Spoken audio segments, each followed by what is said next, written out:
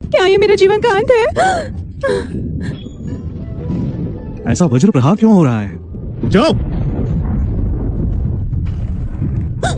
ये एक दिव्य मनुष्य है या एक शक्ति है? स्वर्ग के व्यर्थ नियम, इन्हें तो नष्ट हो जाना चाहिए। धन्यवाद दिव्य मनुष्य, तेल के लिए और वज्र प्रहार से मेरी रक्षा करने के लिए। मैं इच्छाधारी चीटी प्रण लेती हूँ कि इस गुरुकुल की सदैव रक्षा करूंगी।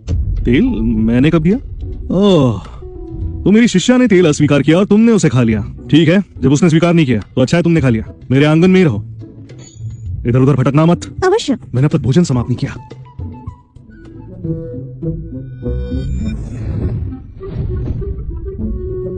ये तो एक दिव्य लोक का अंश है। मैंने कभी नहीं सोचा था कि मुझ जैसी चीटी को ये अवसर प्राप्त होगा। चलो ठीक है, तो अब से इस स्थान पर हमारा राज होगा। सुनो युवती, क्या कहा तुमने? चीटी का राज? हम जैसे दिव्य प्राणी भी यहाँ राज करने की चेष्टा स्वप्न में भी नहीं करते। और तुम्हारा ऐसा दुस्साहस? श्वेत व्याघ्र, नीलांबर ड्रैगन और काला कुर्म, ये आचार्य जी तो दिव्य प्राणियों को पालतू पशुओं की तरह पालते हैं। ये स्वाद। फीनिक्स के पंखों की झाड़ू से बनी हुई है। इसमें महामार्ग का सार है। प्रिय शिष्यों, मेरे गुरुकुल आ जाओ और आनंदमय जीवन जियो। मैं तुम्हें महासार तक ले जाऊंगा।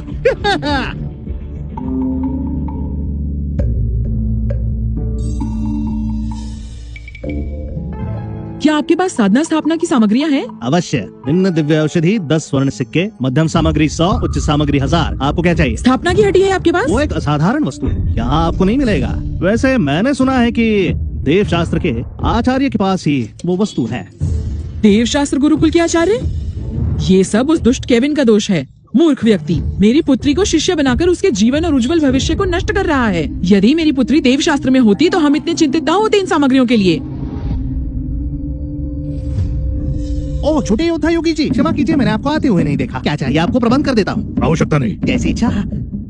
आप टेसा की माता है ना? मैंने सुना आप यहाँ हड्डी के लिए आई हैं। जी, मेरी पुत्री को उसकी आवश्यकता है, किंतु दुर्भाग्यवश सामग्री नहीं है, तो मैं यहाँ आई। परंतु ये कहते हैं कि इनके पास वो नहीं है। मैं उसे कहाँ से खरीदूं? खरीदना है?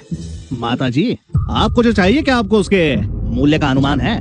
एक निम्न स्तर की हड्डी का मूल्य भी 1 लाख स्वर्ण सिक्के होंगे। सोचो ये कितना ज्यादा है। यदि मैं अपना सब बेच भी दूं, तो भी वो सामग्री नहीं ले सकती, क्योंकि मेरे पास उतने पैसे है ही नहीं। ओह, अगर टेसा को सामग्री की आवश्यकता है तो मैं आपकी सहायता करूंगा।